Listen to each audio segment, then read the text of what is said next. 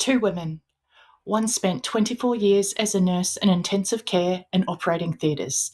The other, an accredited mental health social worker supporting people through trauma.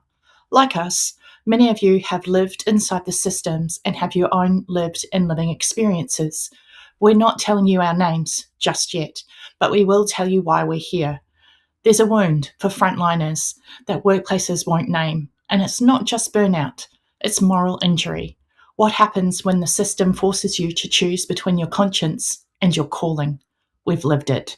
Our differences are what creates unity, and the conversations that heal happen between peers. That is what Between Peers is all about. This is another Reddit nursing post. And it's very, very important because we've seen similar things like this on some Facebook group pages. So it's very, very prevalent in what everyone is experiencing currently. This is specific to South East Queensland, actually, in Australia, isn't it? Yeah, this is, yeah. Okay, so I'm going to read the post. As it stands, no alterations. I'm sure people are going to get sick or tired about posts about nurses, but we honestly need to highlight the issues. We can't speak publicly. If you look it up, you'll see that a doctor lost his job in Queensland a few years back for doing exactly that. I know of nurses who were blocked from being able to finish their masters because they spoke up. If we could speak up, we would. In my workplace, I have been punched, kicked, grabbed aggressively by the arm, elbowed, had my foot stomped on, and spoken inappropriately, which could be classed as sexual harassment. All this in the last month. Now, just for your knowledge, this post has been posted early June. Okay, 2026. So 2026, so it is very current. I'm extremely careful as I have excellent awareness, and still this has happened to me. I say it doesn't bother me, but I'm burnt out. We can't take leave when we need it. My colleagues have been punched in the face, kicked in the stomach, arm, back, scratched until dropped blood, verbally abused, threatened with violence, and worse.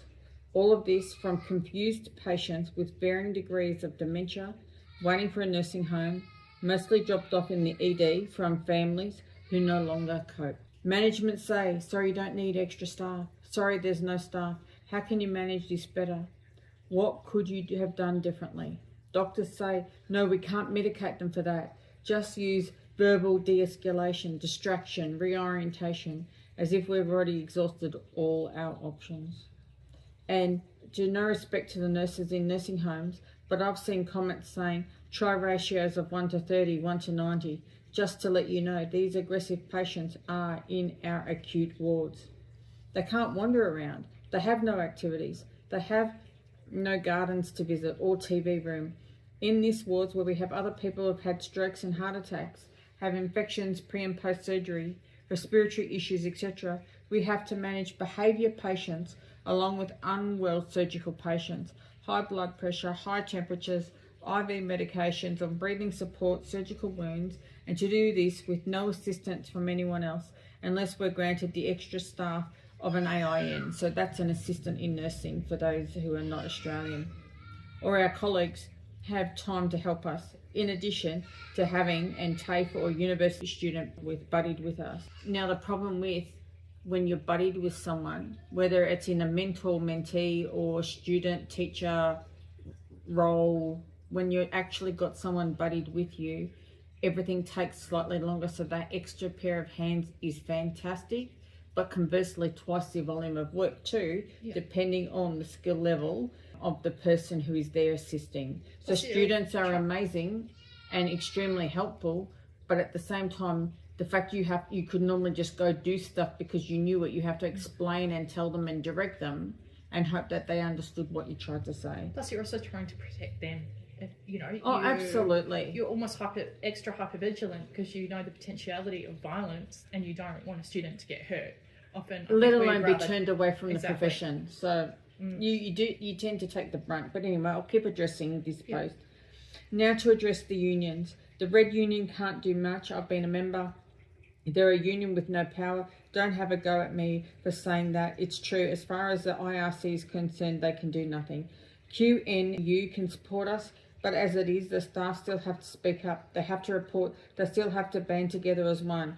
We as nurses are the union, and unless there is a paper trail, unless the reports are done, with the correct wording, they have no fight. We must fight together in our departments, in our hospitals, for change. To all nurses out there, your words matter. Your professional judgment matters. If it is your professional judgment that a situation is unsafe, report it to management. Risk man, workload, contact the executives on call if it's after hours. It's all about safety for you and the patient. An aggressive patient who has had a high fall risk is not safe if they are wandering around the room and if you have to attend 3 or more to another patient. A patient with chest pain isn't safe if you are busy trying to prevent a confused patient from falling or hitting you. 2 to 3 behavioural confused high-risk patients are not safe if you're the only RN with an endorsed nurse, which is an EN, or an AIN, which is the assistant in nursing, in the room, and they are all trying to get out of bed or a chair. Report, report, report, and stick together. We are force, and we stand side by side. Now that's the end of the post, but the problem I have with this, now this is historical, it's not current. What I'm about to say is my experience in a major public hospital, working on a ward. Public hospital, night shift, patient not doing well, report to get the next, they go up in ranks from the medical. So you usually end up starting with, oh my goodness, you start with the younger one, and then you refer, when they don't turn up, you then have to keep reporting up the chain of command to get medical intervention overnight, night shift. In a public hospital, you have 3 staff to 30 patients, okay? Now, in this particular scenario, there was myself and 2 other colleagues, but one was a personal friend as well. So that's why we were fascinated by this particular case.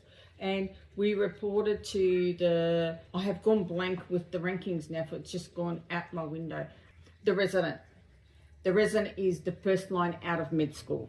All right, so they're doctors. We're talking doctors. So we're talking wet behind the ears, first underling out, right? Yeah. It's called a resident. You report to the resident, but they were busy down in the emergency department, could never get up to us. We waited several hours, they still could not get up to us. We then went over the resident's head and went to the registrar's head, which is the next level up. It's the next step up.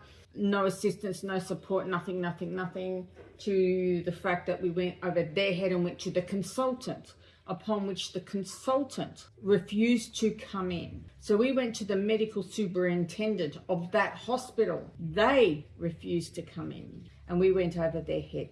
Level 1, year 8 nurse, 3 of us on ward. That's the process we did.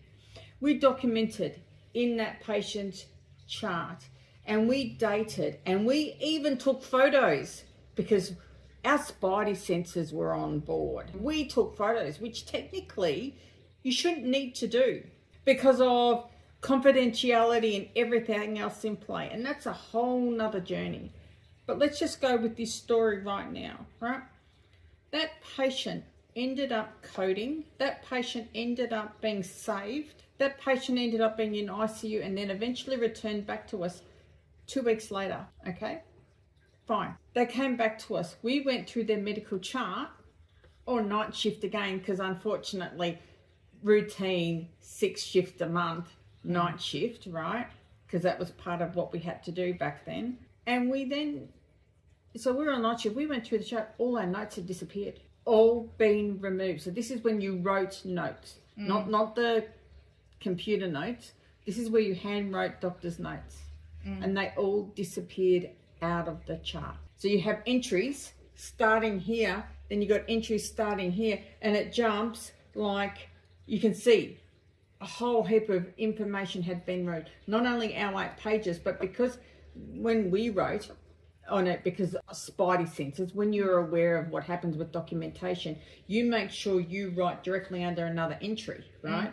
On purpose, okay? And so because half of the first entry was on a page with evening shift and morning shift nursing notes, and any other profession that was dealing with that patient's notes were in that medical chart, that whole page was removed. And then conversely, at the very end, our page, because it finished up there was more entries after it.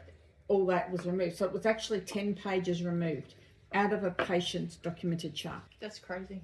But I don't disbelieve it. No. And you can hear what people say all the time. You can genuinely say what people all the time, that, oh, that doesn't happen, it doesn't happen, it doesn't happen. But because we had documented, failed to turn up, rang such and such, date, time, failed to turn up, document, failed to turn up. Well, that could be If that seen as- patient died, yeah. and someone went through that medical round, that's negligence. And this is the shit that I experienced personally, many shits, but this is the shit out there that's happening, right? And you wonder why nurses are so disillusioned by the system, because all you're trying to do, and I'm sure social work, I'm sure you would 100% agree to this statement, and that is, all you're doing is trying to help your patient and doing it the best job possible, because you know that your spidey senses or intuition, and you need to make sure things are done properly to the best of your ability, and you're on point with your documentation. Sure. Because heaven forbid you'll end up being, you know, a coroner's case, you know? Yeah, coroner's court. So you document, but then they remove the shit anyway. I was actually surprised when I worked in private hospital, and this was a private mental health hospital, that, and I'm talking during COVID, so really not that long ago. No. It was all paper files, and they would be sitting out on desks where anyone could see them. Absolutely. And I was like, this isn't the 1980s. Like, what the hell? It was something actually really surprising to me, and I imagine it's still continuing. I can't imagine anything's changed in those 7 years. A lot of hospitals have got computers, but I wouldn't have to say that it's every hospital. Or, I mean, like iPads, right? People are walking around with. But then you're damned if you do and damned if you don't, because, like, is that digital information safe? Well, as clearly proven by the fact that so many systems are hacked. Like, how do you know? Like, genuinely. I don't mean that rudely. And people have, you know, like, people have different access. Like, for example, with medicate, which is the PHN documentation system, people have different levels. If someone's got the top level, they could remove something. Absolutely. So, and if you think about it, in my exact case scenario, it was handwritten. Yeah. Okay. And it's funny because when I was taking the photos, this just shows you how old I am. When it was, I actually took it off a flip phone. I took the photos on a flip phone. Does that make sense? Like, but I just knew, and I wanted evidence to say it had been removed. But the fact that we had actually even called the medical superintendent, and they failed to show up, and the patient then coded, because we were upset with every single doctor underneath who refused. But you wonder what was going on for them. Like, what were they doing? Well, that's the thing. Who knows? Because there could have been justification. I know one was in emergency department. Okay, fine. Yeah. Like, I know one. But look, we are talking historically, so I can't remember the P's and Q's of every single part of that story. But the story that I wish to prevail over anything is the 8 pages of documentation. The fact that we went directly underneath other people's documentation and had other people. Removed. It was all removed from the chart and it didn't exist. Yeah. I would also say another part of that. That's the journey. Because she was saying document. Well, I think it was one of the first ones that we recorded was someone in a mental health unit that had 27 patients. Yeah. How can you document when you've got 27 patients that you're doing admissions for in a morning while also dealing with a trainee? So, like, it's... The ratios aren't right. Everything's wrong. The whole system's wrong. I know a nurse in ED, and they were talking in public health sector, and they are quite, they've been doing it for quite some time, and they were talking about how them and other senior staff basically hold things together with, WD-40 for fencing wire and duct tape, like, I'm joking. They're bending the resources to make it fit, and they're also using their own bodies and their own skill sets to get through the work, you know what I mean, which is having an impact on their nervous system. And they were telling me that, they were having a conversation and maybe they need to let the system break, because they're the ones that are holding it together. that are making up for the fact that we don't have funding, we don't have the resources, people are doing dodgy stuff, but maybe they just need to take a step back. But then what happens? Someone could die, right? And how do we feel? Because we're the frontline workers, it's our patient that's dying. But the worst part is, right, now this is historical, I don't know anymore, so this is a loaded statement, and it's historical, so it's doubly loaded. The reality is, how would you as the front line, the coal face, will be the one who'll be the scapegoat. Yeah, pushed under the bus. You'll be pushed under the bus, so it doesn't freaking matter what goes on. You're the one who's going to get pushed under the bus, and you're supposed to turn up and be happy, joy, well, treated like shit, when all you're trying to do is make sure the patient lives and you're documenting correctly, legally, what is required under the delusion of what you were taught as legal requirements, because we are taught huge ethical part of our training, and this is not just in the actual training to be under the degree of nursing, but it's also part of like your orientation into the different hospitals. It's also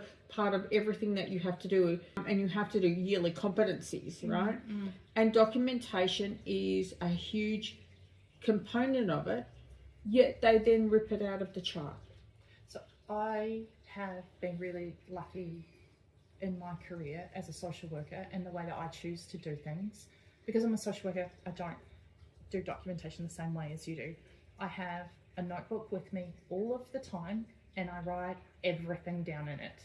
I often, because I started in child safety, and everything that happens could be used as evidence, so I literally quote what people say. I have quotations around it.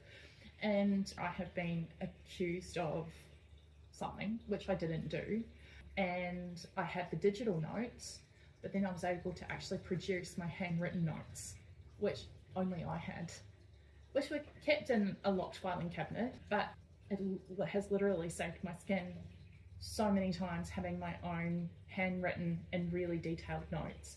And I often worry about young social workers, emerging or other, social workers, not just them, but other social workers that don't do that.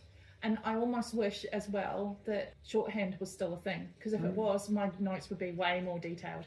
But then, having said that, when the notes get subpoenaed, I've seen it happen. People twist and turn what someone has said for their children to be taken off them. Oh, when it's absolutely. been taken out of context, when it's a horrible us man versus them, yeah. That is like, okay, this person is getting support for anxiety and depression, therefore they're not safe to be around their children. I've seen that happen.